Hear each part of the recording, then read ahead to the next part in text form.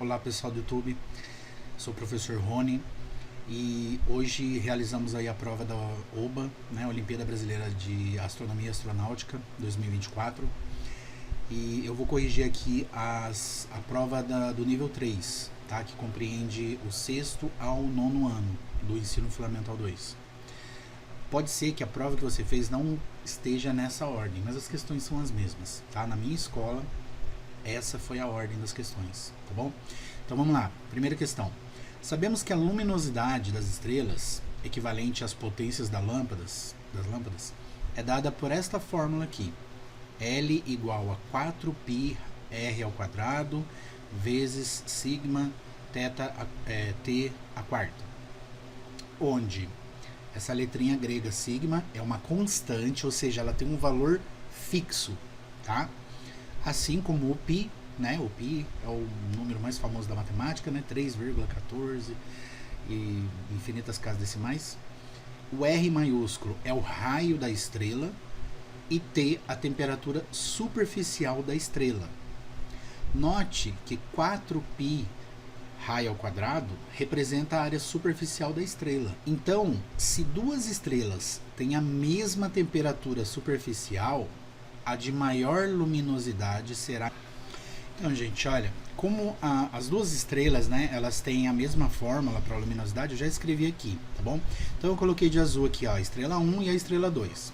O problema é saber qual tem a maior luminosidade, né? Então eu coloquei aqui a fórmula, tá?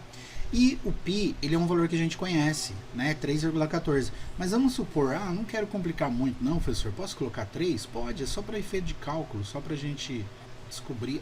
E esse sigma aqui, puxa, não sei o que é esse sigma, né? Poxa, se você não sabe, coloca um número qualquer, coloca 1, né? Ou 10, sei lá. Vou colocar 10, tá? E aqui tá dizendo que a temperatura é a mesma, né? Eles não falam isso? Deixa eu ver. É uma constante como π, a temperatura... Note que... Então, se duas estrelas têm a mesma temperatura superficial, então elas têm a mesma temperatura, tá? Então eu vou colocar T nas duas, tá bom? Na segunda estrela, eu vou colocar, ó, 4 vezes 3, né? Vamos supor que o π é 3, estou arredondando para 3, tá? Porque tanto faz, vai ser o mesmo valor nas duas fórmulas, então não vai alterar. A única coisa que vai ser diferente vai ser o raio, percebe? Até a temperatura, se eu quiser colocar, vou colocar 2, né? Vamos colocar 2 aqui então. Ou então vamos colocar 10. Pronto, vamos colocar 10. A temperatura é 10, tá? Nas duas. Já que são iguais, né? Eu posso colocar um número igual, desde que seja igual para as duas, tá? E aí vamos ver o que vai dar aqui, olha. A luminosidade aqui vai ser 4 vezes 3, 12... vezes 10, 120, esse 10 a quarta é 10.000, né? Ó, 10 a quarta é o 1 seguido de 4 zeros. Como o expoente é 4, tem 4 zeros. Então fica 4 vezes 3, 12, vezes 10, 120, vezes 10.000, 120 seguido de 4 zeros. Então vai dar isso vezes raio ao quadrado, olha. 1.200.000 vezes raio ao quadrado. E o outro, concorda que vai dar a mesma coisa? Porque, olha, 4 vezes 3, 12, vezes 10, 120, vezes 10.000, né? 1.200.000. Professor, nossa, mas ficou muito complicado. Se você quiser colocar um 1 aqui, você coloca, entendeu? Você pode colocar, porque 1 a quarta dá 1, né? Ficaria até mais simplificado. Mas já coloquei 10, vamos assim mesmo. E aqui o raio ao quadrado, tá?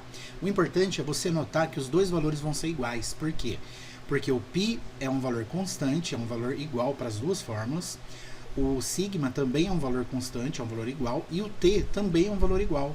Então, o único valor que pode ser diferente, né, que vai ser diferente, já que ele está dizendo aqui que uma vai ter maior luminosidade que a outra, né, é o R, é o raio dela, né. E aí, qual que vai ter a maior luminosidade, então? Qual que vocês acham que vai ter a maior luminosidade? A que estiver mais próxima da Terra. Vamos supor, se a primeira estrela, vamos supor que o raio dela, vamos supor que ela seja 2 vezes maior do que a estrela vermelha. Se ela for 2 vezes maior, eu posso colocar que o raio é igual a 1 e aqui eu ponho que o raio é igual a 2, entendeu? Então eu vou falar que essa aqui é a maior. A luminosidade dela, então, vai ser 1.200.000 vezes 2 ao quadrado. Então ela vai ser, 2 ao quadrado é 4, né? 4 vezes 1.200.000 vai dar 4.800.000. Então, se ela for o dobro, tá? O raio for o dobro. E aqui ficaria 1, né? 1.200.000 vezes 1 ao quadrado. 1 ao quadrado é 1 mesmo. Então, a luminosidade dela aqui seria 1.200.000. Ou seja, já dá para eu ver, então, que se elas tiverem a mesma temperatura, a estrela que tiver o raio maior, ou seja, a estrela que for maior, vai ter uma luminosidade maior, certo? Bom, vamos ver aqui. A que tiver mais próxima da Terra, não sei, vamos ver as outras. A que tiver mais massa, seria aquela mais pesada, não tem nada a ver, né? Aqui a luminosidade, ela não tem a massa, não influi aquilo na luminosidade, na quantidade de luz que a estrela manda, tá? O que manda aqui é a temperatura e o raio. Tá? Então, a que tiver mais massa, não, já descarto essa. Letra C, a de maior densidade. Então, a de maior densidade, ela não está falando nada aqui, né, sobre a densidade na fórmula. Então, não tem nada a ver, tá? É temperatura e raio só. Então, densidade é falsa. Letra D, a maior delas. Então, olha, aqui a gente viu, né? A gente atribuiu um valor aqui do raio. Eu disse que o raio da primeira estrela era o dobro do raio da segunda estrela. Ou seja, eu disse que essa daqui é maior, né? A estrela 1 é maior do que a estrela 2, tá? Então, a luminosidade dela deu um valor maior, né? Do que a luminosidade da estrela 2. Então, a maior delas. Então, é essa daqui mesmo, olha. É a maior, né? Vamos ver, a letra E, a mais brilhante. A luminosidade da mais brilhante, não, né? Porque vista da Terra, nem sempre a mais brilhante tem maior luminosidade. A luminosidade é a luz que a estrela emite, tá? Nem sempre ela é a mais brilhante, né? Às vezes pode ter uma estrela que emite muita luz, tem uma luminosidade muito grande, mas ela está muito mais longe do que outras. Por exemplo, qual que é a mais brilhante para nós? É o Sol. Isso quer dizer que ele tem a maior luminosidade entre todas as estrelas da galáxia? Não. Né? Então tem outras estrelas que têm uma luminosidade maior do que o Sol, mas para nós ela é a mais brilhante, certo? Então a mais brilhante não tem nada a ver, né? E a mais próxima da Terra também não, porque o Sol já entraria nessa, né? O Sol ela é a estrela mais próxima da Terra, né? E isso não quer dizer que ela tenha a luminosidade maior, tá? Então aqui vai ser a letra D mesmo. Então a maior delas, como elas têm a mesma temperatura, né? Todas as características são iguais, então a maior delas é a que terá a maior luminosidade, porque o que influencia aqui na luminosidade vai ser o raio e a temperatura. Como elas têm a mesma temperatura, então a que tiver o maior raio, ou seja, a que for maior, ela vai ter mais luminosidade, certo? Vamos para a segunda? Vamos lá, questão 2, olha, mesma coisa, né? Olha, os astrônomos chamam a potência das estrelas de luminosidade e descobriram que ela depende do raio e da temperatura superficial da estrela da seguinte forma. Deu a mesma fórmula do exercício anterior, né? Só trocou a ordem aqui das variáveis, das constantes, né? Onde sigma é uma constante, como o π. Então, o π e o sigma, né? As letras gregas aqui, elas são constantes, ou seja, elas têm um valor fixo, tá? Por outro lado, o brilho da estrela depende de quanta luz chega aos nossos olhos ou instrumentos. Portanto, o brilho depende da distância aqui estamos dela, né? Então, como eu tinha dito na primeira questão, o brilho, para nós, a estrela mais brilhante é o Sol, né? É o que está mais perto da gente. Então, ele depende da distância. A luz da estrela vai se dispersando pelo espaço à medida que se afasta da estrela. Então, quanto mais afastada a estrela tiver, né, lógico, ela vai perdendo o brilho dela, né? A luz dela vai se dispersando. Com o que explicamos acima, podemos afirmar que para uma mesma estrela, aí assinale a única alternativa correta, tá? Então, só tem uma correta.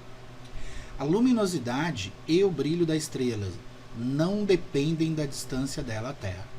Aqui já está falando, né? Portanto, o brilho depende da distância que estamos dela. Então, a luminosidade e o brilho da estrela não depende da distância dela à Terra. A luminosidade não, realmente a luminosidade não, porque a luminosidade é a luz que sai da estrela, tá? Então não tem nada a ver com a distância. Agora o brilho, aí ele, quanto mais próximo tiver da Terra, né, maior vai ser o brilho, né? Mesmo que a luminosidade dela seja fraca. Se ela estiver mais próxima, o brilho é maior. Conforme ela vai se afastando, é a mesma coisa que uma vela. Uma vela perto dos seus olhos, ela tá, né? Você tá enxergando ali a chama. Se você for se afastando, a quantidade de luz que ela emite, a luminosidade dela vai continuar sendo a mesma. Mas o brilho, ou seja, o que você está vendo, tá ficando menor, né? Vai chegar uma hora que você não vai mais conseguir ver a chama da vela, entendeu? Se ela for se afastando, né? Então, a luminosidade não depende, mas o brilho sim. Então, essa daqui é falsa. Letra B. A luminosidade será maior quanto mais próxima estiver a estrela de nós. A luminosidade da estrela, ela vai ser a mesma, estando mais longe ou mais perto, tá bom? Então, ela não depende da distância que ela está de nós, tá? Então, é falso. O brilho de uma estrela só depende da luminosidade dela. Não, o brilho da estrela, né, aqui mesmo onde eu grifei aqui, ó, sublinhei aqui, já está escrito. Portanto, o brilho depende da distância que estamos dela. Então é falso também. Letra D. Quanto maior a temperatura da estrela, maior será o seu brilho. Faz sentido, não faz? Quanto maior a temperatura, maior vai ser o brilho dela, né? Pelo menos, quanto maior a temperatura, maior vai ser a luminosidade, né? Mas vamos ver aí. O seu brilho é maior quanto mais perto a estrela estiver de nós. Isso é verdade, não é? Seu brilho é maior quanto mais perto a estrela estiver de nós. Então, quanto mais perto a estrela estiver de nós, o brilho vai ser maior. Então, é essa daqui. A verdadeira vai ser a letra E. E por que a D não pode ser verdadeira? Olha, quanto maior a temperatura da estrela, maior será o seu brilho. Então pode ser que exista lógico que existem, né, muitas estrelas cujas temperaturas delas são altíssimas, só que a gente não consegue ver da Terra. Por que a gente não consegue ver? Porque ela está muito distante da gente, entendeu? Então não depende apenas da temperatura, né? O brilho depende, ó, o que está sublinhado, o brilho depende da distância, tá? Então, ela é falsa também, então vai ser a letra I, a verdadeira. Tá certo? Vamos para 3. Questão 3. Alguns rovers, pequenos veículos exploradores, exploraram ou estão explorando Marte, o qual, quando está mais próximo da Terra, está a distância de apenas 55 milhões de quilômetros. Eita, deixa eu ver de novo. Alguns rovers exploraram ou estão explorando Marte, o qual, então Marte, né? Quando está mais próximo da Terra, está a distância de apenas 55 milhões de quilômetros. Então Marte, ele faz uma órbita em torno do Sol também. Então ele não fica do ladinho da Terra, né? Sempre a mesma distância. Então eles têm órbitas diferentes, então vai ter momentos em que a Terra e Marte eles têm velocidades diferentes, vai ter momentos em que eles vão estar bem longe um do outro, né? Por exemplo, se o Sol está aqui no meio, Marte vai estar aqui e a Terra vai estar aqui, entendeu?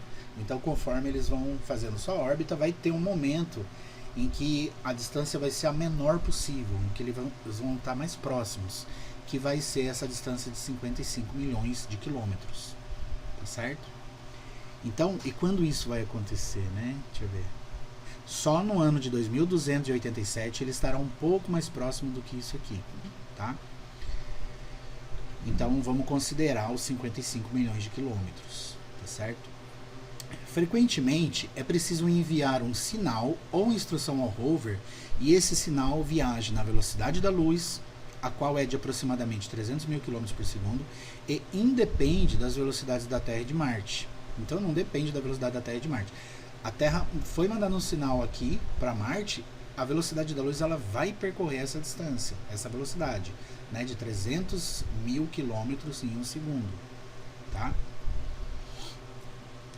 Calcule quantos minutos aproximadamente este sinal gasta para ir da Terra ao rover quando Marte está em máxima aproximação da Terra. Então, quando ele está em máxima aproximação, vou colocar aqui, olha, máxima aproximação vai estar a 55 milhões. Isso aqui é 55 mil, né? Isso aqui é 55 milhões de quilômetros de distância, tá? Então eu quero saber quando a Terra e Marte estiverem nessa distância, essa distância de 55 milhões estiver separando a Terra de Marte, vai ser enviado um sinal. Quanto tempo esse sinal vai sair da Terra e chegar até Marte? Sabendo que esse sinal ele vai viajar na velocidade da luz, ou seja, ele vai viajar a 300 mil quilômetros por segundo. Então, se a distância entre Marte e a Terra fosse de 300 mil quilômetros, né, se a distância fosse essa, ia levar 1 segundo, concorda? Ia levar 1 segundo para chegar, né? Se a distância fosse de 600 mil quilômetros, ia levar 2 segundos, certo? Então, só que a distância é de 55 milhões de quilômetros. Então, quanto tempo vai levar para chegar? Aí eu olho aqui para as alternativas. Olha, tô vendo que vai dar alguma coisa em minutos. Vai dar poucos minutos aqui. Então, vamos ver. Posso fazer regra de 3, né? Ele deu umas fórmulas aqui, gente. Mas, olha, essa primeira aqui, né? Aceleração, não vou usar, porque a velocidade é constante, tá? Então não tem aceleração, né? Aqui também não. Como estamos falando de nível 3, né? Então não vamos usar essas fórmulas aqui, até porque sexto ano vai demorar bastante para ver isso aqui, né? Sexto, sétimo, oitavo ano. Pode ser que o nono ano ainda veja em algumas escolas, mas na maioria das escolas essa parte da física aqui, a cinemática, ela foi cortada, infelizmente. Em 1 segundo, o sinal vai viajar 300 mil quilômetros, certo? Em 2 segundos, isso aqui em 1 segundo. Em 2 segundos, 600 mil. 3 segundos, 900 mil. Então, em 1 minuto, ó, eu coloquei aqui, ó, a velocidade, né, que o sinal vai viajar, é a velocidade da luz, 300 mil quilômetros em 1 segundo, tá? E aí eu quero saber em 1 minuto, quantos quilômetros ela vai viajar em 1 minuto. 1 minuto são 60 segundos, né? Então eu coloquei aqui, ó, em 1 minuto o sinal viajará 300 mil vezes 60, certo? Eu poderia colocar assim, ó, 1 segundo a luz viaja 300 mil. Se eu colocar 300k, vocês entendem? Deixa eu colocar 300 mil. Em 2 segundos a luz viajará 600 mil. Em 3 segundos a luz viajará 900 mil. Entendeu o que eu estou fazendo? Só que eu quero saber em 1 minuto. Quero saber em 60 segundos. Aí você pode fazer assim, professor, eu posso colocar 10 aqui, não posso? Pode. Se em 1 segundo ela viaja 300 mil, em 10 segundos ela viaja 3 milhões, concorda? E aí você consegue ver que já começa a ficar mais claro, não é?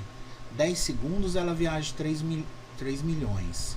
Nossa, professor, mas eu quero saber 55 milhões. Espera aí, estou começando a entender, né? Aí vamos lá. Então, em 1 minuto, ele vai viajar quantos? 300 mil vezes 60. Eu faço, ó, 3 vezes 6, 18, e coloco essa quantidade toda de zeros que tem aqui. Então, o 60 ele tem 1 zero, e no 300 mil ele tem 5 zeros. Então, é só eu colocar os 5 zeros aqui, ó. 1, 2, 3, 4, 5. Então, em 1 minuto, o sinal vai viajar 18 milhões de quilômetros, certo? Só que eu não quero saber os 18 milhões, eu quero saber os 55, porque nesse 1 minuto o sinal ainda não chegou a Marte, entendeu? Ele saiu da Terra, ele levou 1 minuto e ele viajou 18 milhões de quilômetros. Só que ele ainda não chegou nem na metade de Marte, que está a 55 milhões de quilômetros, né? Então aqui eu posso fazer uma regra de 3, olha. Eu posso fazer assim, em 18 milhões de quilômetros ele leva 1 minuto. E 55 milhões... Como não tá não vai dar exato, né? 55 não é múltiplo de 18, então eu vou colocar em segundo aqui, ó. Vamos ver. Eu acho que fica mais fácil. Já que 1 minuto é 60 segundos, né? Então eu vou colocar 60, entendeu? Então eu coloquei assim, ó. Em 60 segundos, o sinal vai viajar 18 milhões de quilômetros. E eu quero saber quanto tempo ele vai levar para viajar 55 milhões de quilômetros. Então aqui eu coloco X, entendeu? Então uma regrinha de 3, tá vendo? Vai ser maior, né? Aí eu multiplico cruzado, olha. Multiplica X vezes 18 milhões, que dá 18 milhões vezes X igual 60 vezes 55 milhões. Você faz 55 vezes 6. 5 vezes 6 dá 30. Vai 3. 6 vezes 5 dá 30. Com 3, 33.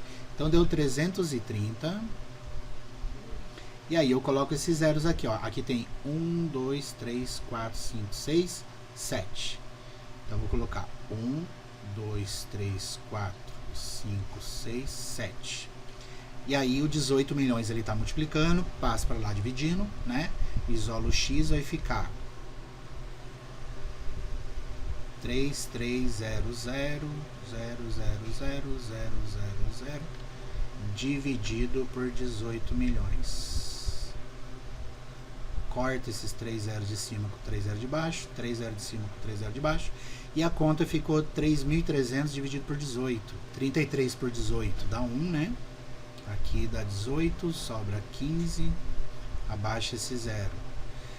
150 dividido por 18, 180 daria 10. 162 daria 9, então dá 8.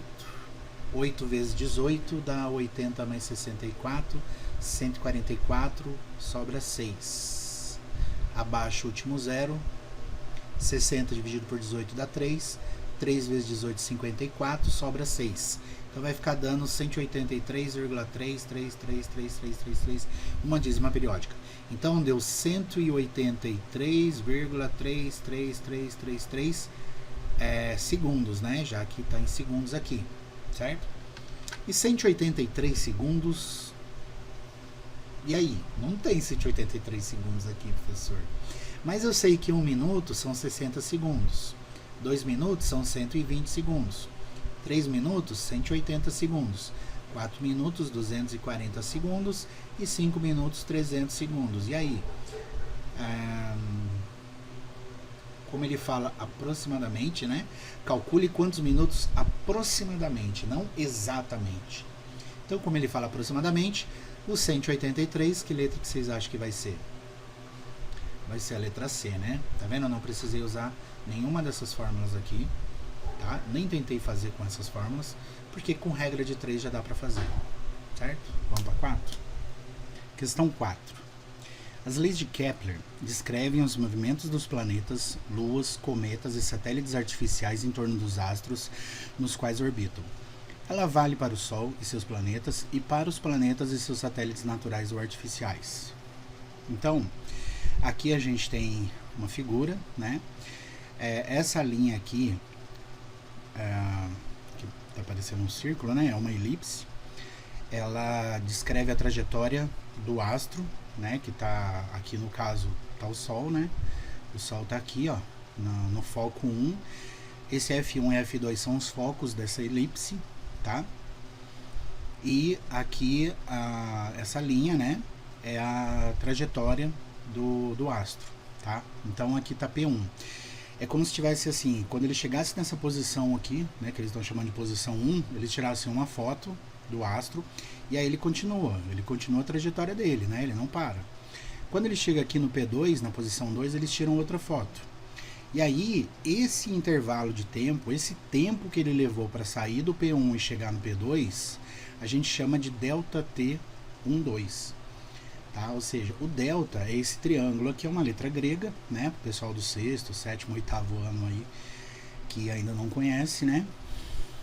O delta, tá? Ele significa intervalo, né? Na física, na astronomia, na matemática também. E o T aqui é de tempo. Tá? Então, tá intervalo de tempo que ele vai da posição 1 até a posição 2. Então, o intervalo de tempo que ele vem da posição 1 até a posição 2, eles chamaram de ΔT2. E essa área aqui, olha, formada, esse setor circular, né? É como se fosse um pedaço de pizza, né? Essa área 1 aqui foi chamada de área 1. E aqui o astro continuou fazendo essa órbita, aí ele chegou aqui no P3, né, no ponto 3, e tiraram outra foto dele. E aí ele foi seguindo, chegou no P4, tiraram outra foto dele.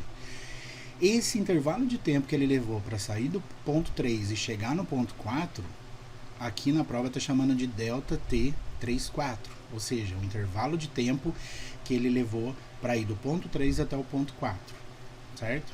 E aí, aqui forma outro setor circular, tá vendo? Olha, outra fatia de pizza, né? E essa área 2, né? Foi chamada assim, né? Aqui. Tá. Aí vamos lá. A primeira lei de Kepler afirma que os planetas, inclusive planetas anões, giram em torno do Sol em órbitas elípticas, estando o Sol num dos focos da elipse. Então, toda elipse vai ter dois focos, né? O Sol ele vai estar ou no foco 1 ou no foco 2, e o astro vai estar orbitando em volta dele, tá? A segunda lei de Kepler afirma que, em iguais intervalos de tempos, ΔT12 aqui, né? ΔT de 1 a 2, igual a ΔT de 3 a 4, os planetas varrem áreas iguais, ou seja, a área 1 vai ser igual à área 2. Então, se o ΔT12 aqui, né? Se esse intervalo de tempo aqui, que ele levou para ir do 1 até o P2, se for o mesmo intervalo de tempo, se ele gastou o mesmo tempo para vir do P1 até o P2, e foi o mesmo tempo que ele levou de P3 até P4, se for o mesmo tempo, então essas áreas aqui, né, a área 2 e a área 1, elas são iguais. E vamos ver a terceira lei de Kepler, que ela afirma que T ao quadrado é igual a K vezes A ao cubo, onde? Aí tem essa fórmula aqui, né, onde o K é igual a 4π ao quadrado dividido por G vezes a massa do Sol mais a massa do planeta, onde G é a constante universal da gravitação. Então o G, ele é uma constante, ou seja, ele é um valor fixo, tá? Então é um valor que ele não vai variar de planeta para planeta ou para o Sol, ele é um valor fixo. E A é o semi-eixo maior da elipse. Vamos vir para cá agora. Então é para a gente marcar VOF aqui, né? E depois verificar a sequência correta aqui. Então vamos lá, aqui está o desenho, né? Eu colei aqui em outro lugar porque o enunciado estava muito grande. No periélio, a velocidade dos planetas é maior do que no afélio. Então, olha, a gente tem o periélio e o afélio. Um é o mais perto e o outro é o mais afastado. O periélio, ele começa com per. Vocês acham que ele é o ponto mais perto ou mais afastado? Então, o periélio, né, vai ser o ponto mais perto. Tá? Então, o periélio vai ser, por exemplo, o Sol está aqui, tá vendo? Então, onde é, nessa trajetória, onde é o ponto que ele chega mais perto do Sol? Então, é aqui, né? E o afélio, você acha que ele é o ponto mais perto ou mais afastado? Então, o afélio, né, as duas primeiras letras aqui, já tem um afastado, né? Então, o afélio, ele vai ser o mais afastado. Então, vai ser mais ou menos aqui, ó, né? Tá? Então, dentro dessa órbita aqui, né, o ponto que ele fica mais afastado do Sol vai ser aqui nesse ponto, tá bom? Então, vamos lá. No periélio, a velocidade dos planetas é maior do que no afélio. E, realmente, quando eles chegam perto do Sol, né, ou quando um satélite chega perto de um planeta, quanto mais perto ele está, maior é a velocidade dele. Então, quanto mais próximo ele está aqui, né, do Sol, um planeta está do Sol, ou um astro, né, está do Sol, ou então um satélite está de um planeta, a velocidade dele vai ser maior aqui, tá? Então, isso aqui é verdade, é verdadeiro. Tanto é que aqui, né, a gente pode ver que se o ΔT12 for igual ao ΔT34 aqui, olha, é uma distância maior, tá vendo? E ele tá fazendo no mesmo tempo, né? Então é uma distância maior e ele tá fazendo no mesmo tempo que essa distância menor. Então quer dizer que aqui ele foi mais rápido, concorda? E aqui ele foi mais lento. Vamos lá para a segunda. Ó. Como a massa dos planetas é desprezível em comparação com a massa do Sol, então o valor da constante K é praticamente o mesmo para todos os corpos do sistema solar que orbitam o Sol. Então a gente tinha lá na outra tela, né, onde K era 4π ao quadrado. O π é 3,14, né, aproximadamente. E aqui ele tinha a constante universal vezes a massa do Sol mais a massa do planeta, que está girando em torno do Sol. E, gente, o Sol, ele tem 99,85% de matéria no sistema solar. Ou seja, se você pegar o peso do Sol e o peso de tudo o que tem no sistema solar, o Sol ele ocupa 99,85% da massa de tudo. A massa é o peso, entendeu? Então, é como se fosse assim, vamos supor que todo o sistema solar pesasse 100 quilos. Vamos supor, tá? Um exemplo. Pesasse 100 quilogramas, tá? O Sol, ele pesaria sozinho 99,85. 99 quilos e 850 gramas. Então todos os outros planetas, né, Júpiter, Terra, Saturno, Urano, Netuno, mais os asteroides, mais os cometas, mais os meteoros, né, os asteroides, tudo isso pesaria apenas 150 gramas, entenderam? Então o Sol realmente, a massa dos outros planetas, de qualquer planeta, ela é desprezível perto do Sol, tá? Pra vocês terem uma ideia, o planeta mais pesado que tem, né, que tem a maior massa é Júpiter, e o Sol ele é 1000 vezes, um pouquinho mais de 1000 vezes mais pesado, tem a massa mais de 1000 vezes a massa do que Júpiter, entendeu? Então, por exemplo, se o Sol pesasse 1 tonelada, 1000 quilos, Júpiter pesaria 1 quilo, entendeu? Então aqui, né, vamos supor que a massa do Sol fosse 1000, a massa de Júpiter seria 1, entendeu? Vamos supor, vamos colocar só a massa do Sol, né? Só a massa do Sol. Vou colocar nessa fórmula aqui, tá?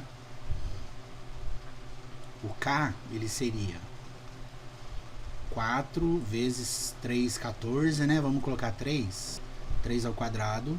Aqui o G, ele é um número bem pequeno, tá? Eu não vou colocar porque ele não tá aqui no problema, né? Mas vamos deixar G, vezes, aí vamos colocar só a massa do Sol. Agora vamos fazer um outro cálculo. Vamos colocar a massa do Sol, vamos supor que fosse 1000, tá? É lógico que não é isso. E aí eu vou somar 1000 mais 1, se fosse de Júpiter, que é o mais pesado, tem a maior massa, né? A gente chama de peso, mas na verdade é massa, tá? Mas vamos supor que...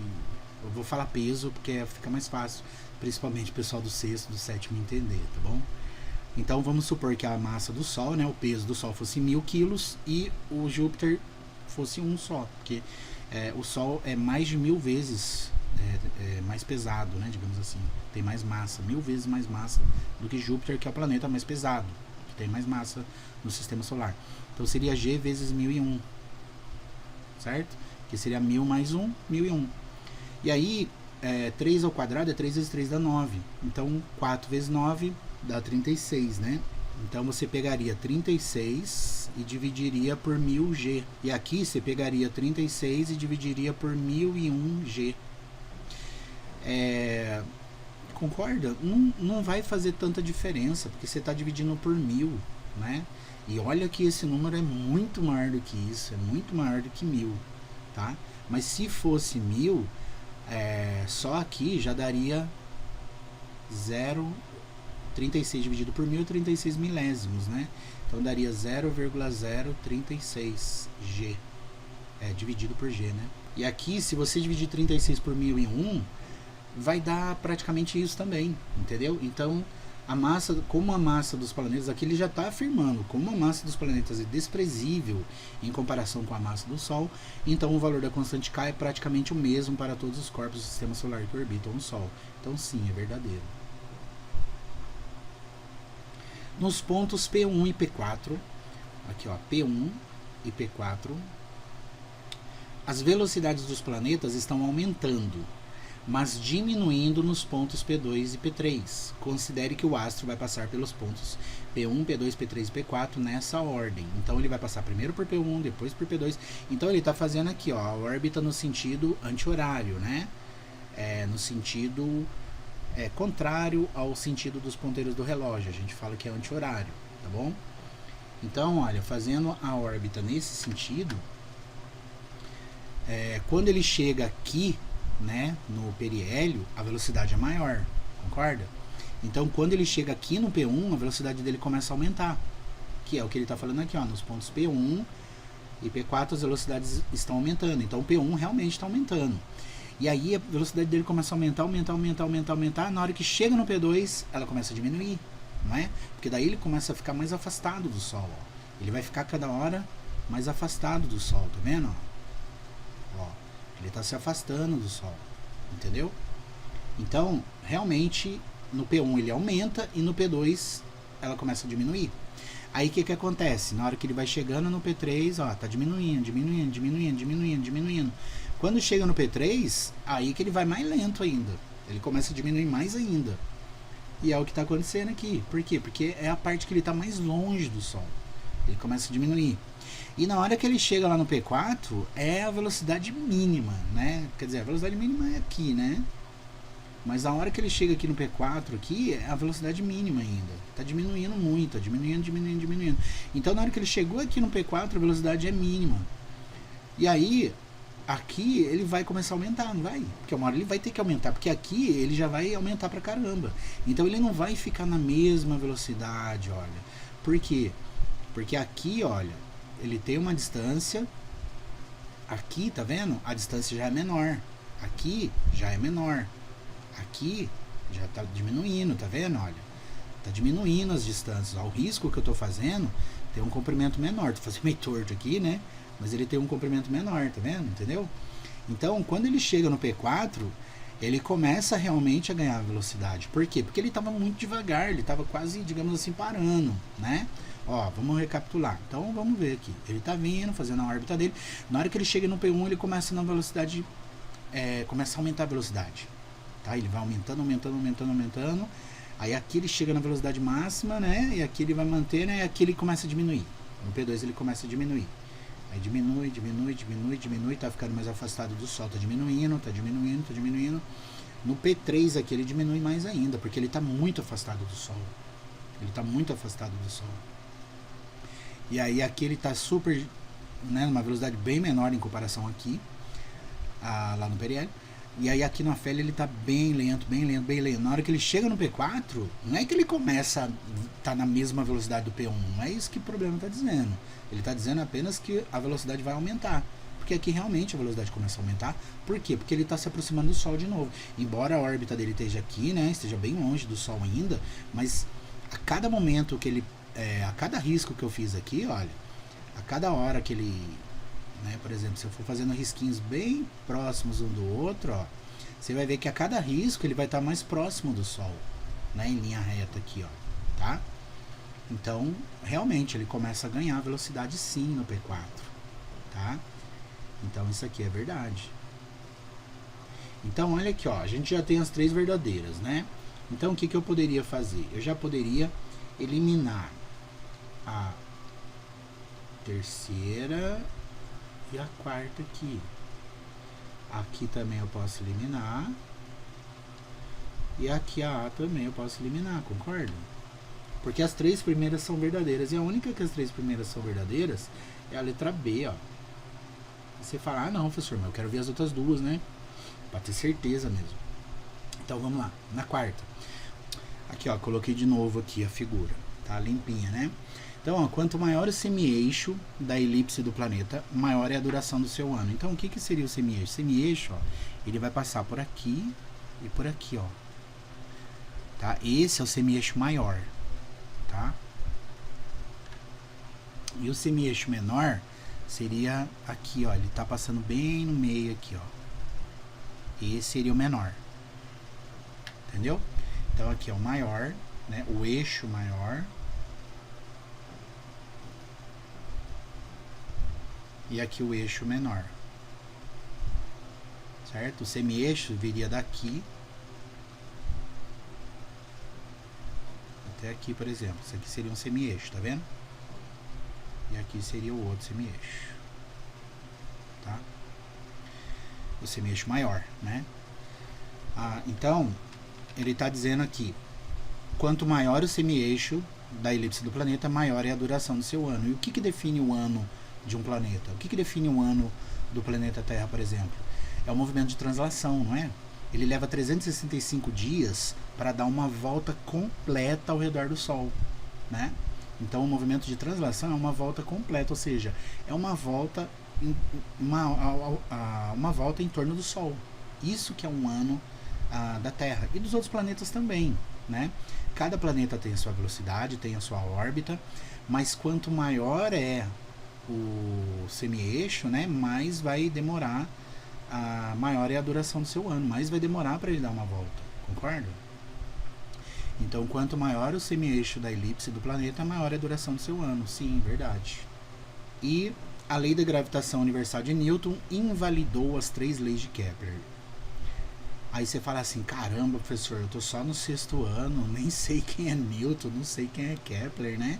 Mas aqui, gente, é uma questão de raciocínio. Olha, vamos supor que realmente essa afirmação fosse verdadeira. Se a lei da gravitação universal de Newton tivesse invalidado as leis de Kepler, as leis de Kepler estariam nessa prova? Não estariam, né? Então, se tivesse invalidado, eles iam pegar e rasgar tudo e ia falar, olha, tá tudo errado, então não vamos mais usar, ela não vale, ela é falsa. Então, para que colocariam nessa prova, né? Então, as leis de Kepler não foram invalidadas pela lei da gravitação universal de Newton, não. Então, isso aqui é falso, tá?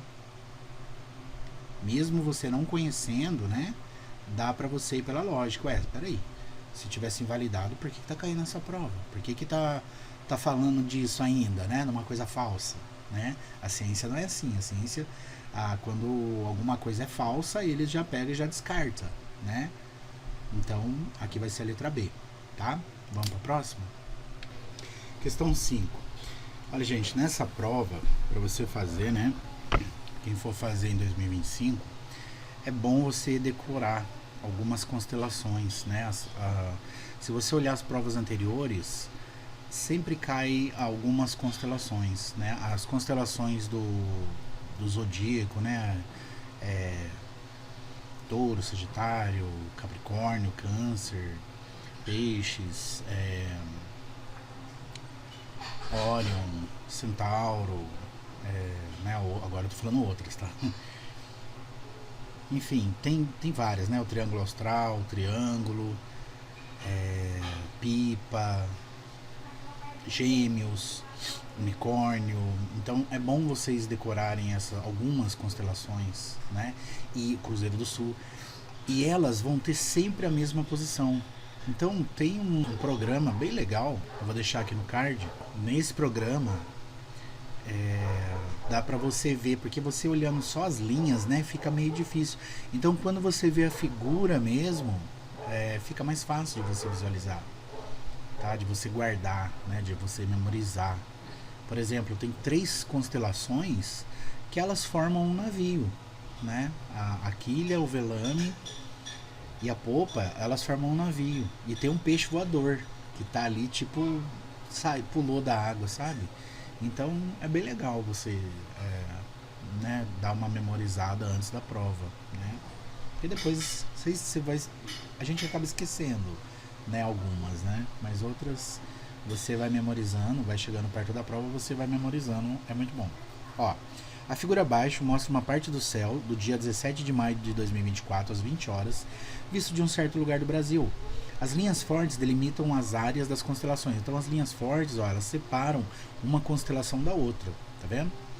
As linhas finas ligam artisticamente as estrelas mais brilhantes de cada constelação. Então elas ligam as estrelas, né? Por exemplo, o Cruzeiro do Sul, ele é formado ali por 5 estrelas, né? Aquelas 4 mais brilhantes e tem mais uma outra ali, mas aquelas 4 formam uma cruz. Não quer dizer que elas estão perto uma da outra, né? Mas olhando assim, né, a nossa perspectiva é que elas formam uma cruz, né, do planeta Terra.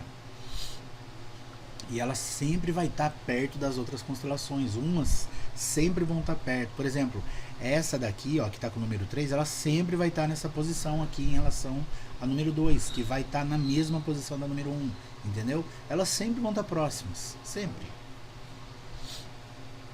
porque elas estão muito longe, né?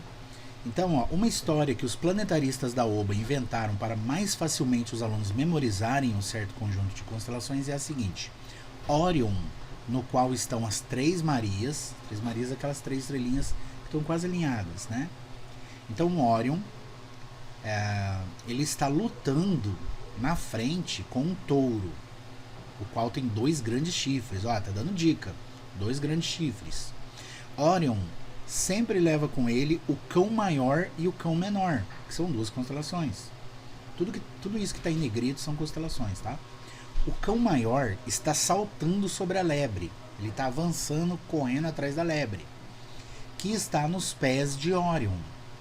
O cão menor está sobre o unicórnio. Ele está em cima do unicórnio, como se ele estivesse andando em cima do unicórnio, entendeu? O unicórnio está ali cavalgando e o cão menor está ali em cima. Então ele está sobre o unicórnio, pois este está prestes a furar as costas do Órion com o seu chifre. E o Órion, gente, Bom, vamos ver aqui, né? Vamos seguir aqui. Ó, use os números que estão nas constelações. Então aqui tem os números, ó, 1, 2, 3, 4, 5, 6, 7, 8, 9 da figura, e assinale a alternativa que contém nesta ordem as seguintes constelações: Órion, Touro, Cão Maior, Cão Menor e Lebre. Então são só essas 5 que eles querem saber, tá? Então eles querem saber essas 5 aí. Então vamos lá, por onde a gente começa? Bom, gente, então vamos aqui para a história, né? Órion, no qual estão as Três Marias. Então, se a gente olhar aqui para a constelação, olha, é o primeiro que ele está pedindo, né? Então, Órion, ou é 1, ou é 2, ou é 3, tá vendo? Então, um macetezinho, né, pra gente fazer essa prova: 1, 2 ou 3. Então, nem vou olhar para as outras, só vou olhar para o 1, para o 2 e para o 3, ó. Essa e essa, tá?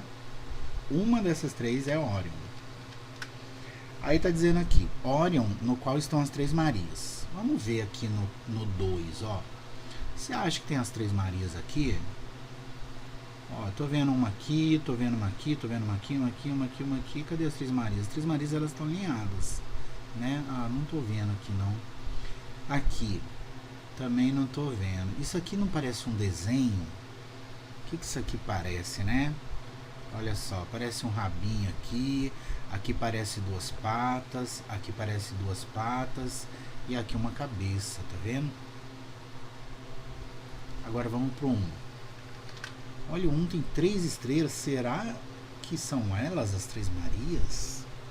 E são elas sim, as Três Marias, olha. Então aqui estão as Três Marias, tá vendo?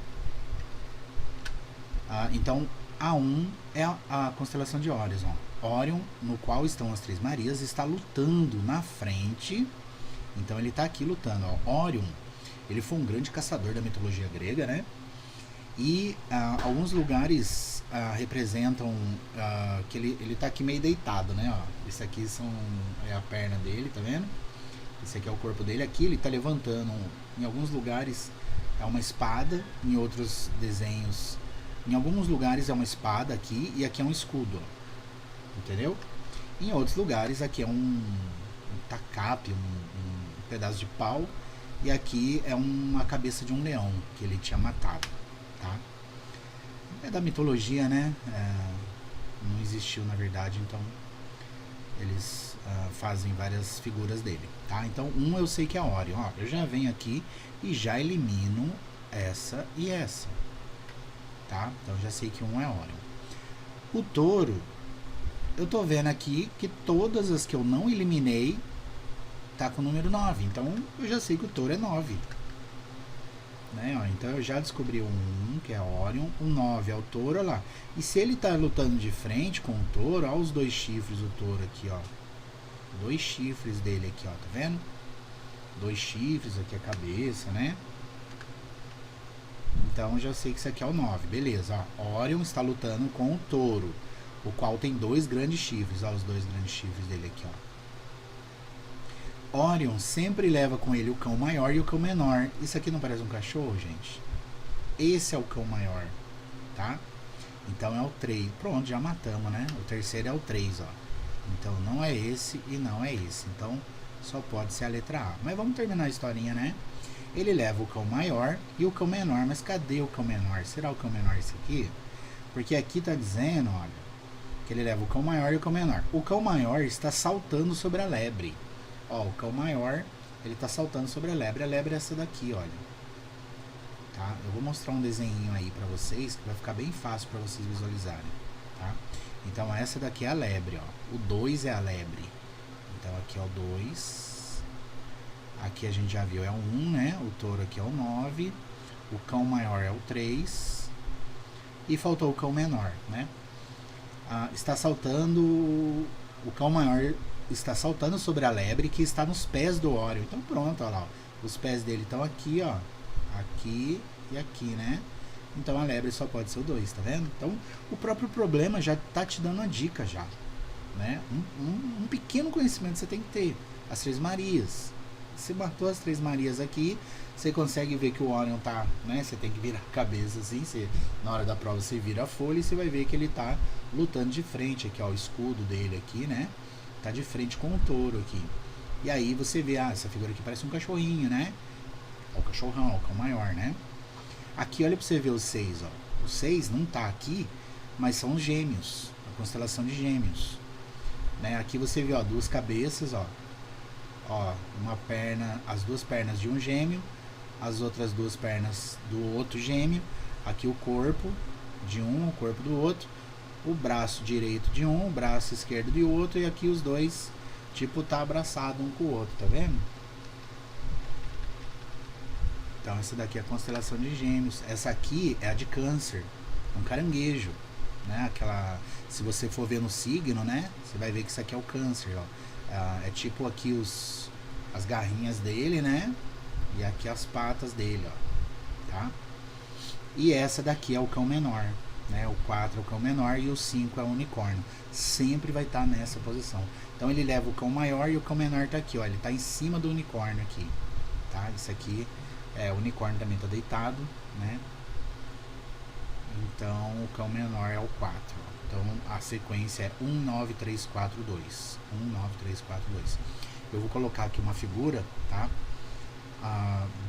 Desse desenho, tá? E do desenho mesmo já, né? Artisticamente, aqui só tá a linha, né?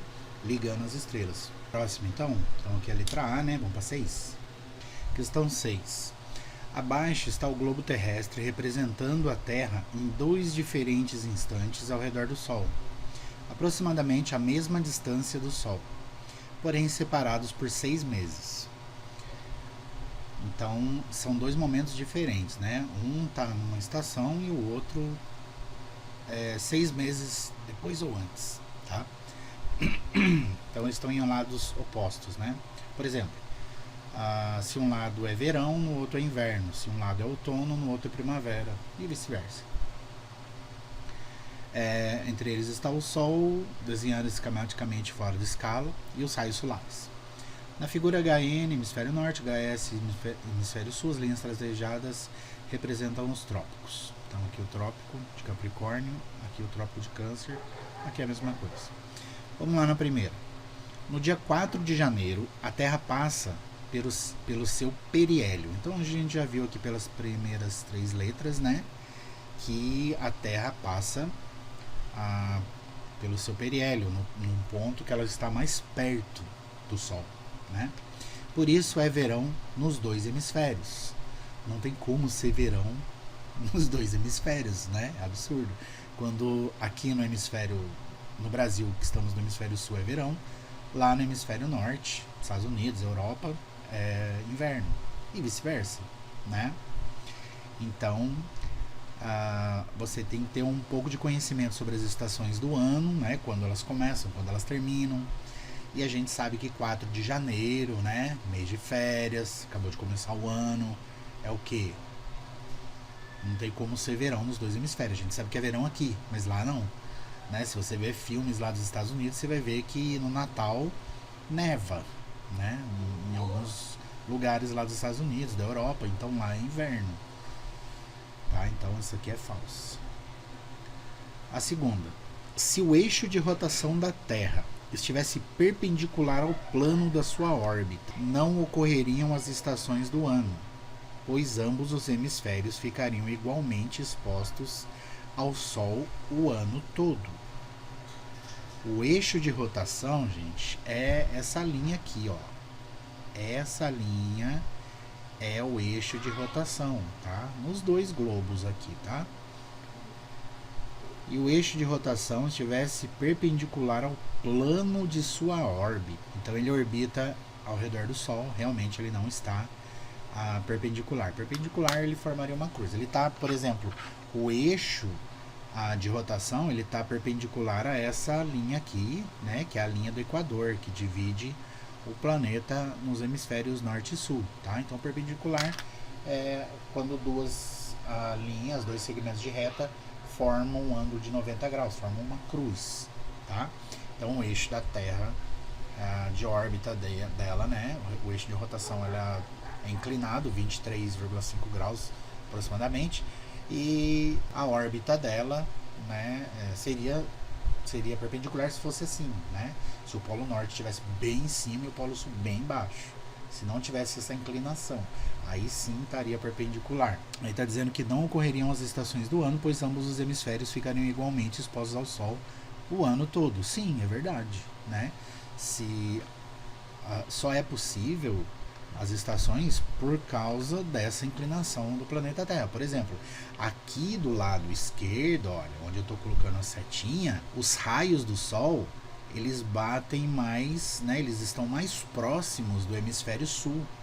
Então, aqui no hemisfério sul é verão. Agora, aqui do lado direito, os raios solares estão mais perto do hemisfério norte. Então, aqui no hemisfério norte é verão. E aí, né, aqui do lado esquerdo do hemisfério norte vai ser inverno. E aqui embaixo, né, no lado direito, né, no hemisfério sul, vai ser inverno também. Tá? Então isso aqui é verdade. Se ela tivesse retinha, né, o Sol ia bater nos dois hemisférios, como acontece no equinócio de primavera e do outono, né, que o Sol bate de forma igual nos dois hemisférios, né, onde o dia tem a mesma duração da noite. Tá? Ou seja, tanto no hemisfério norte como no hemisfério sul recebem a mesma quantidade de Sol. Terceira, no inverno o Sol não é visível no polo do hemisfério no qual é inverno. No inverno o Sol não é visível, ou seja, não dá para ver o Sol no polo do hemisfério no qual é inverno. Por exemplo, vamos supor aqui no globo do lado esquerdo, onde é inverno? Inverno é aqui no hemisfério norte. Então está dizendo assim, no inverno o Sol não é visível no polo do hemisfério no qual é inverno. Então, onde é inverno aqui desse lado? É aqui, né? Então o polo norte aqui, ó, nessa parte de cima, está dizendo que aqui não bate Sol. E é verdade, né? Tanto é que aqui também, olha, no polo sul, né, quando é inverno, não bate o Sol. E o contrário também acontece, né, quando é verão no hemisfério norte, por exemplo, aqui no polo norte, é sol o dia inteiro, né? Até o pessoal lá costuma dizer que é o sol da meia-noite, né, que é sol o dia inteiro, o pessoal tem dificuldade para dormir e tudo mais. Então, é verdade, ele não é visível mesmo. No inverno ele não é visível. Tem que tomar cuidado com as palavras, né? Tomar cuidado com a frase, porque você tem que ler várias vezes para ver se você entendeu certo, se você interpretou corretamente. Quarta questão aí, quarta afirmação. O eixo de rotação da Terra está inclinado de 23,5 graus em relação ao equador da Terra. Sim, ele está... Não, o eixo de rotação não está inclinado 23 graus em relação ao equador, não. O eixo de rotação é como eu disse, né? O eixo de rotação é esse aqui, ó. Essa linha aqui, ó. A linha do equador é essa aqui. Quantos graus eles formam? Eles formam 90 graus, tá vendo? Eles formam 90 graus. Então não forma 23 graus. Então isso aqui é falso. Aí você tem que saber um pouquinho de matemática, saber o que é a noção de graus, né? Perpendicular também, né? Que a gente viu aqui numa afirmação aqui, na segunda afirmação. E vamos lá, olha, deu FV, VF. Vamos ver se dá para eliminar alguma. FV, então a gente já elimina as duas últimas, ó, que já estão começando com V, já estão erradas. Então FV, ó, as três primeiras começam com FV e depois VF. Então pronto, já chegamos aqui no resultado, ó. Essa A tá errada. Então é a letra C, né? Ó, FV, VF, então a última é verdadeira. Vamos ver se é verdadeira mesmo? No globo da direita é verão no hemisfério norte e inverno no hemisfério sul. A gente já viu isso, eu já tinha até marcado aqui, né? Então realmente no globo da direita é verão no hemisfério norte. Por quê? Porque ele está recebendo mais raios solares. Os raios solares estão mais perto, né? Daqui do hemisfério norte, o hemisfério sul tá mais, recebe menos, tá mais longe, né? Em relação ao hemisfério sul, hemisfério norte. Então é verdadeiro sim. Então vai ser a letra C. Vamos para 7. Vamos lá, questão 7. Não basta saber os nomes dos planetas e a sequência de afastamento deles do Sol. Precisa também saber algumas das suas características. Assim, escreva o nome do planeta na frente das suas características. Aí tinha algumas coisas aí eu cortei, tá? Mas basicamente é isso. Você vai ver as características, vai escrever o nome do planeta e depois vai ter que adivinhar aqui. Ó,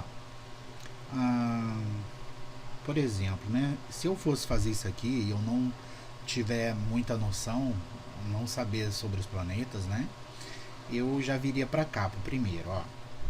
Então tá dizendo assim, escreva o nome do planeta na frente das suas características. Eu já tiraria a letra C.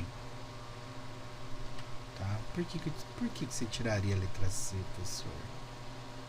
O que você acha? Porque na letra C tem Plutão aqui, ó. Plutão não é mais planeta, né? E a Sociedade Brasileira de Astronomia não iria cometer esse erro, né? Então já tira ali a letra C, não é Plutão o primeiro, tá? E já dá para saber qual planeta que é, né? Porque as quatro, a letra A, B, D e E tá escrito Mercúrio. Então eu já vou até colocar Mercúrio, olha.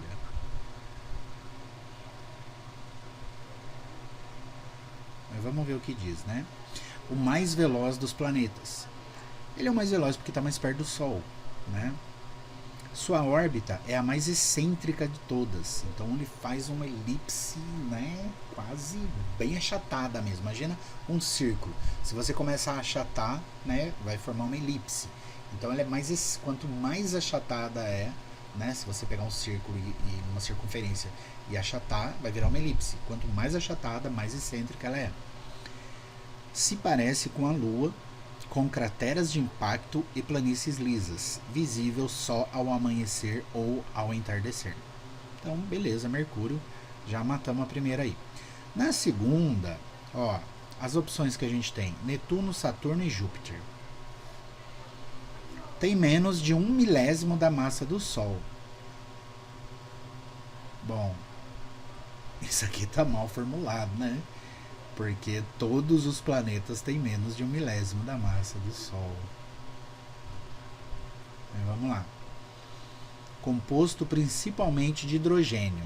Então é um planeta gasoso. E os três aqui, Netuno, Saturno e Júpiter, são gasosos. Rotação só de 10 horas. Bom, eu já sei qual que é, né?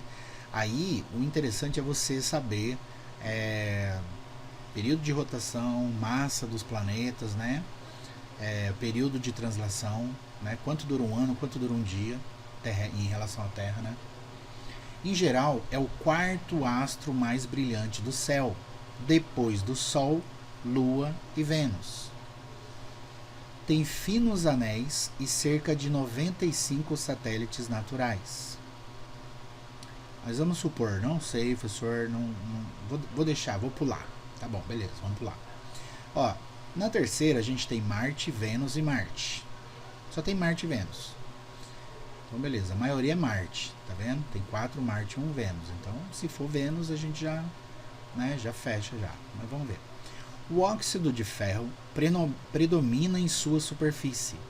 Nele está o Monte Olimpo, a mais alta montanha no planeta. Tem estações do ano como a Terra. Sobre ele está o rover chinês Zhurong. Então,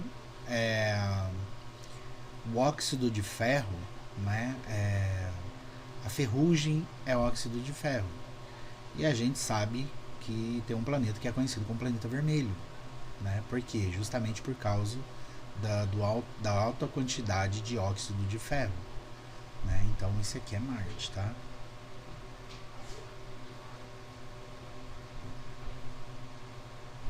E é o único lugar, o único planeta em que tem rovers, né? Então a gente já tira aqui a letra B. Então é uma dessas três aqui, tá? E já eliminamos Saturno da segunda, tá vendo? Então já tá mais fácil, né? Quarto, ó, a gente tem Terra e Vênus. Terra e Vênus, ó. O planeta mais brilhante, embora não seja o mais volumoso. Ele possui a mais densa atmosfera entre todos os planetas terrestres. Então, nós temos 8 planetas. 4 são terrestres, 4 são gasosos. O que tem a mais densa atmosfera, né? A pressão atmosférica na superfície dele é 92 vezes a da Terra. Ou seja, é 92 vezes maior do que a Terra. Você acha que pode ser a letra A? Não pode, né? Como é que a pressão atmosférica na superfície dele vai ser 90... Por exemplo, a pressão atmosférica da Terra, na superfície da Terra, vai ser 92 vezes a da Terra. Não faz sentido. Então, a gente já elimina a letra A, porque não pode ser a Terra, só pode ser Vênus, né? E realmente é Vênus, né? Vênus também é o planeta mais quente, por causa dessa alta pressão atmosférica a mais densa, né, a atmosfera. Por isso ele não, o calor entra e não consegue sair. Ele é mais quente do que Mercúrio, que está mais próximo do Sol. Então, olha, já deu pra gente ver o segundo planeta, que é Júpiter, né? Tá vendo? Então, mesmo que eu ficasse na dúvida, já dá pra eu saber. Então, beleza, que é Júpiter. Beleza.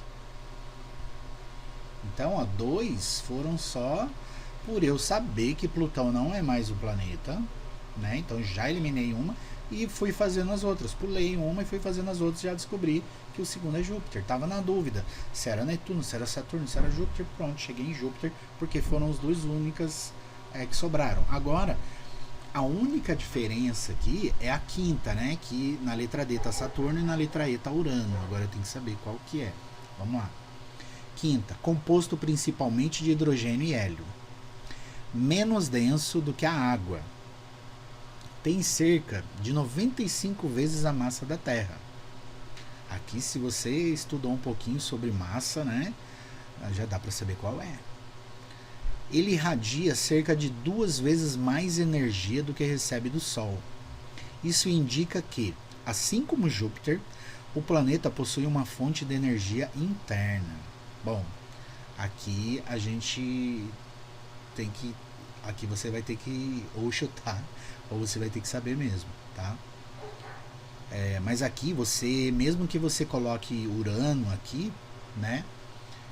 Você ainda ganha alguns pontinhos por ter acertado 4, entendeu? Então, como ela vale até um ponto, você ganha 0,2, 0,4, 0,6, 0,8, entendeu? A pessoa que colocar Saturno, ela vai tirar um ponto. Ela ganha, né? Vai ganhar um ponto. Mas se você colocar a letra E, você vai ganhar 0,8, tá? Então a OBA funciona assim nessas questões, tá?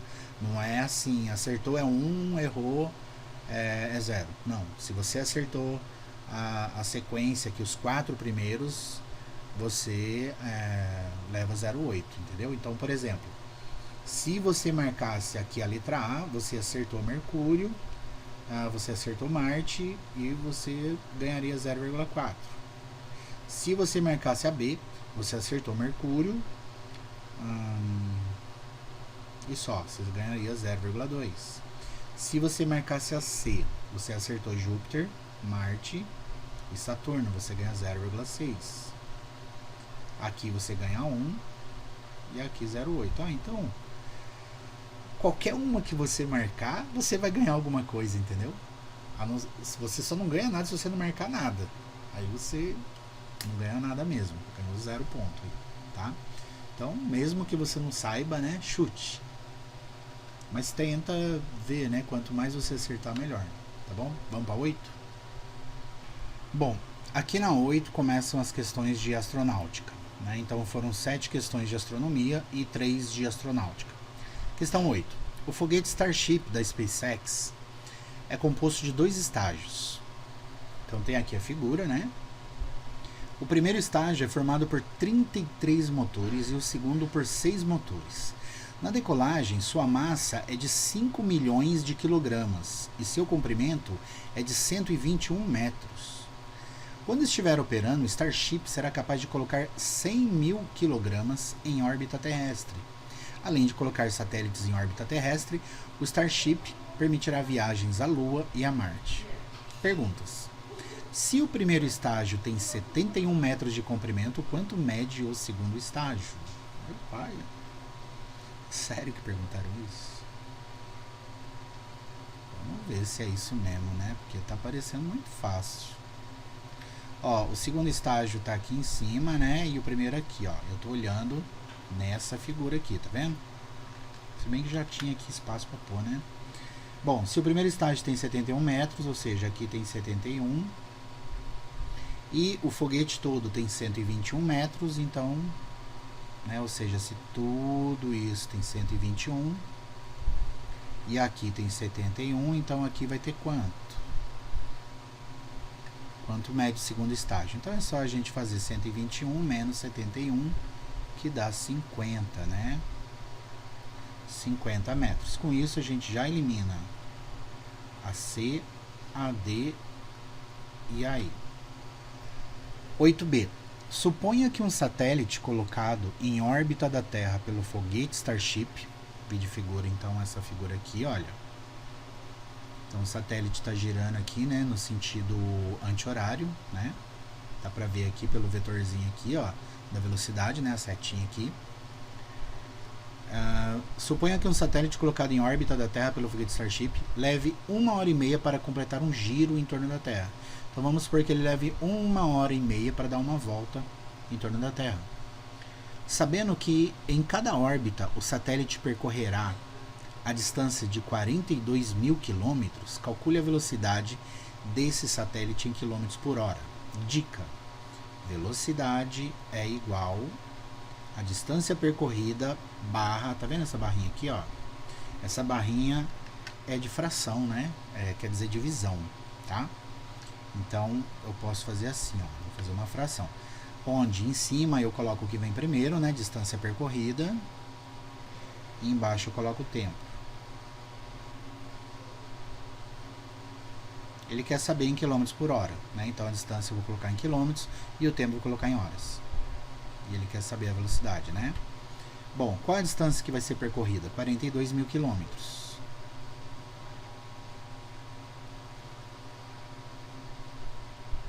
E o tempo, 1h30. 1,5 hora. Então é só eu fazer 42 mil dividido por 1,5, né? Bom, aí você não vai poder usar calculadora, né? Porque na prova da OBA não pode usar calculadora. Então, como que a gente faz essa conta aqui? Quando eu vou dividir alguma coisa por 1,5, né? Por um número que tem vírgula, se tiver vírgula na divisão, o que você faz? Você multiplica os dois, aqui no caso, né? Aqui seria numerador e denominador, ou aqui o dividendo e divisor por 10. Quando você multiplica 45 mil por 10, é só você colocar um zero atrás. E multiplicando 1,5 por 10, vai dar 15, né? Você joga a vírgula, empurra a vírgula uma casa para a direita. Então, ela some daqui, ó. Fica 15. Então, 42, gente. Então, 42 mil dividido por 1,5 é a mesma coisa que fazer 420 mil dividido por 15.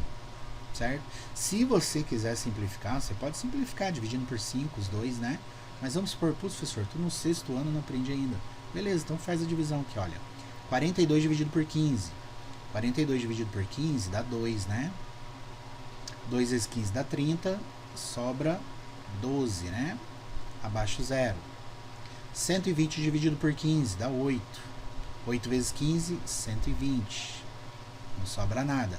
Aí você vai descer 1, 2, 3 zeros. Então, 1, 2, 3 zeros. 28 mil, o que? Quilômetros por hora. Tá vendo? Então, vai dar quilômetros por hora. Então, a velocidade vai ser 28 mil quilômetros por hora.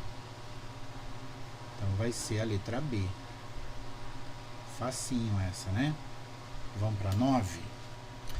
Vamos lá, questão 9. Desde o início da era espacial, em 1957, a humanidade já enviou centenas de espaçonaves não tripuladas para explorar o sistema solar.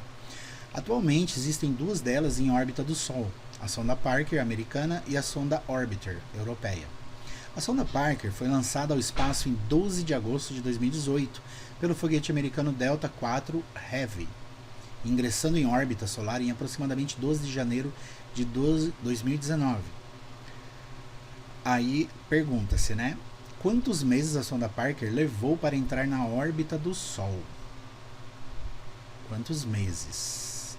Olha, na resposta aqui, né? Nas alternativas eu tenho 5, 5, 5, 5 e 4 meses. Então, não sei, né? Provavelmente deve ser 5. Mas vamos fazer as contas, né? Ela foi lançada ao espaço em 12 de agosto. 12/8. E chegou na órbita do Sol em 12 de janeiro. Então, em 12 de setembro, ela fez um mês, concorda? Em 12 de outubro, 2 meses. Em 12 de novembro, 3 meses. Em 12 do 12, 4 meses. E 12 do 1, que é 12 de janeiro, né? 5 meses. Então, elimina a letra I, tá? 5 meses. Letra B. A sonda Parker tinha 600 kg de massa e o foguete Delta IV Heavy que a lançou tinha, no instante do lançamento, 750 mil kg de massa, incluindo a sonda Parker, tá? Então ele tinha 750 mil, já incluindo esses 600 aqui da sonda, tá?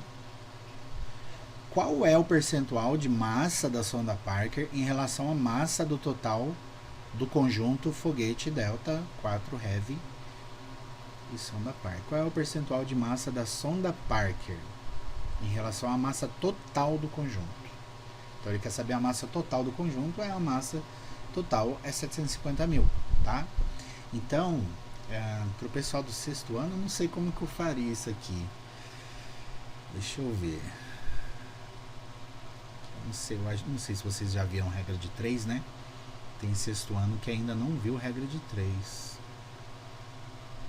Então, uma maneira da gente ver... Poxa vida.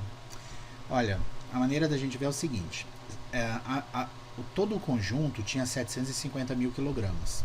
Então, isso aqui corresponde a 100%, tá? Essa massa corresponde a 100%. Entendeu?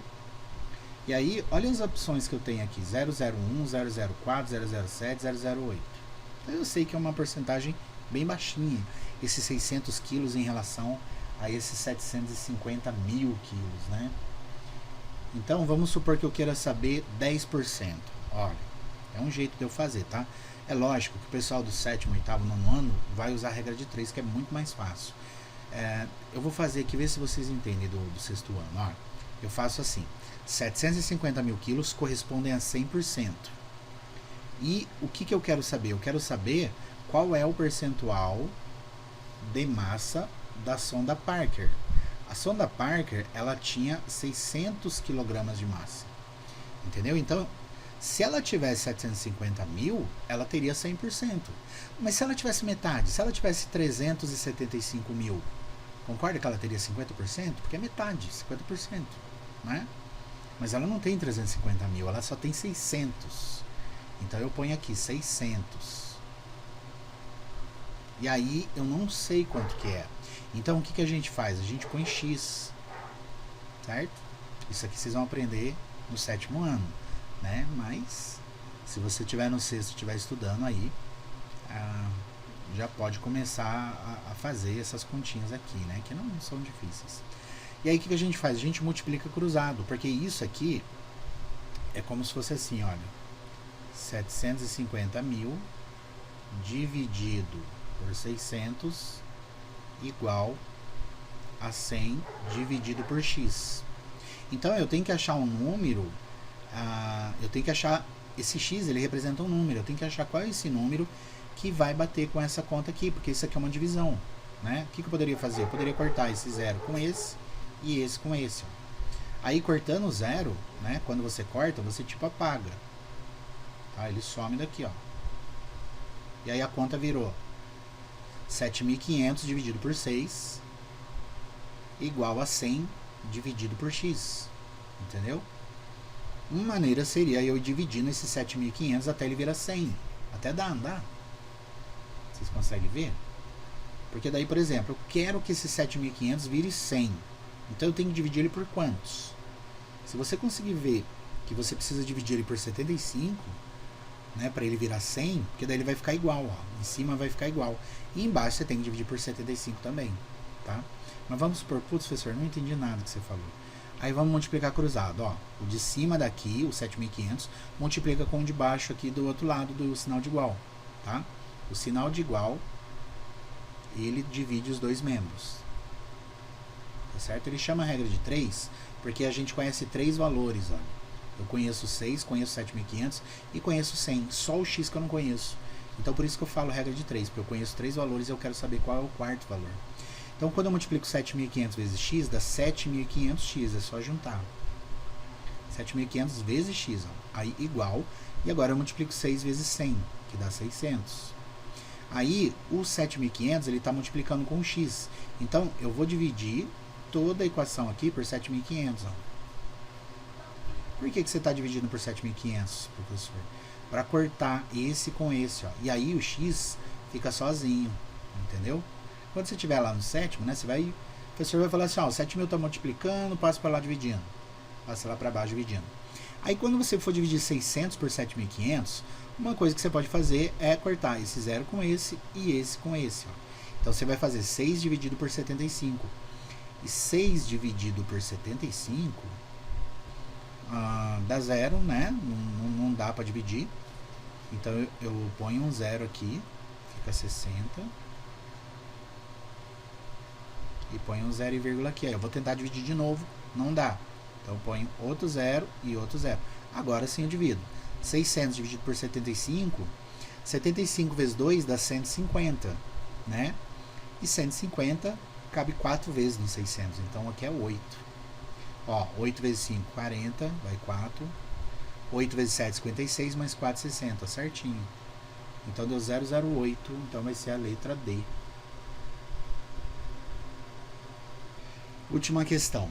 O Instituto Nacional de Pesquisas Espaciais, o INPE, utiliza imagens de satélites para estimar o desmatamento na Amazônia Legal Brasileira, mostrado na figura abaixo, da qual fazem parte os 9 estados listados na tabela abaixo. Entre 1º de agosto de 2022 e 31 de julho de 2023, a área total desmatada foi de 9.001 km². Aí tem aqui, né, a tabelinha, né, com os estados. Aí a primeira pergunta: identifica o estado que sofreu o maior desmatamento no período acima. Quem sofreu o maior desmatamento foi esse aqui, né? Pará. Então Pará é Pá. Então a gente já tira esse aqui e já tira esse aqui que está o Amapá, né? Aí B. Identifique o estado que sofreu o menor desmatamento no período acima. Quem sofreu o menor é o 12, é o Amapá. Aí o Amapá é AP, né? O AM é Amazonas. Então a gente já descarta o Amazonas e já descarta o Maranhão. Pronto, já chegamos no resultado que vai ser a letra A. Aí vamos ver, né? Quero ter certeza, professor. Quero fazer todas. Beleza, vamos lá. Baseado nos dados da tabela, calcule a área desmatada pelos 3 estados com maior desmatamento. Então, quem teve os maiores desmatamentos foram esses 3 aqui que tem acima de 1.000, né? Foi o Amazonas, que teve 1.553. Foi o Mato Grosso, que teve 2.086. E foi o Pará, que teve 3.272. Então, somando aqui dá 11, vai 1. 15, 20, 21 vai 2. 9 e 3, 6. 6.911. Bateu, ó. Bateu. Baseado no cálculo do item 10C, que foi esse aqui, e no total desmatado na Amazônia Legal Brasileira, calcule o percentual de desmatamento nesses 3 estados. Bom, a Amazônia foi desmatada 9.001, né? Ou seja, 9.001 corresponde a 100%. E eu quero saber qual a porcentagem, ou seja, quantos por cento corresponde 6.911. Então eu ponho aqui, ó, 6.911 corresponde a quantos? X%, não sei. E aí multiplica cruzado, igual no exercício anterior. Então 9.001 vezes X dá 9.001X, né? Só juntar, igual. E 6.911 vezes 100. Você copia o 6.911 e põe esses 2 zeros aqui no final, ó. Aí divide por 9.001, né? Ó, vou fazer de novo, igual eu fiz outro jeito. Mas por que você dividiu por 9.001 agora, professor? Porque é um número que está junto do x, ó. Eu quero cortar ele. E quando eu divido o número por ele mesmo, dá 1, né? Dividindo 9.001 por 9.001, dá 1. Então por isso que eu divido por 9.001. E aí a conta que eu vou fazer agora é essa aqui. É 691.100 dividido por 9.001. Como você não pode usar a calculadora, né? Você vai ter que fazer essa conta aí no papel. Então, eu vou fazer aqui, ó, 691.100 dividido por 9.001. Não posso pegar 6.000, então eu vou pegar 69.110. Se fosse 9.000, 9.000 vezes 7 daria, 9 vezes 7, 63, né? Então eu vou pôr 7 aqui, ó. Ó, 7 vezes 1, 7. 7 vezes 0, 0. 7 vezes 0, 0. 7 vezes 9, 63. 7 para chegar no 0 é 3. Aqui dá 0. Aqui dá 1. E aqui dá 6, ó. Abaixa esse 0. Ficou 61.030 dividido por 9.001. Então, se fosse 61 dividido por 9, daria 6 agora. 6 vezes 1, 6. 6 vezes 0, 0. 6 vezes 0, 0. 6 vezes 9, 54. Então, aqui vai sobrar 4, 2, 0, 7. 7.024. Ó, já deu 76, é isso aí mesmo que vai dar, né? Porque os 7.000 agora não tem mais nada para baixar, então você coloca um 0 e uma vírgula. E aí aqui tá 76,8. Então vou colocar 8 para ver já. Não, não dá 8 não, dá 7. Mas é que ele arredondou, né? É porque se eu colocar 8 vezes 9.000, dá 72.000. Vai passar. Mas arredondando dá o 76,8. Então é a letra A mesmo. E é isso, gente. Espero que vocês tenham ido bem. Se você marcou aí, né, a questão B ou a questão, deixa eu ver, a B, quantos que você tiraria? A B, provavelmente cada acerto é 0,25. Então a B você acertaria o Pará e só. Talvez você receberia 0,25. Eu não sei se é assim que eles vão fazer, né? Nesse caso aqui. Se você marcou a C, você acertou 2, então você ganharia meio ponto. Se você marcou a D, você acertou o Pará e só, 0,25 também. E se você marcou a última? Nada. Errou tudo. Então ficou assim. Então aqui, né, quem marcou a A leva um ponto e essas aqui são os valores das outras questões, tá? Então espero que vocês tenham ido bem, que vocês tenham entendido, né? Se você estiver já em 2025 se preparando para fazer a prova aí, bons estudos, uma boa prova, tá? E até a próxima.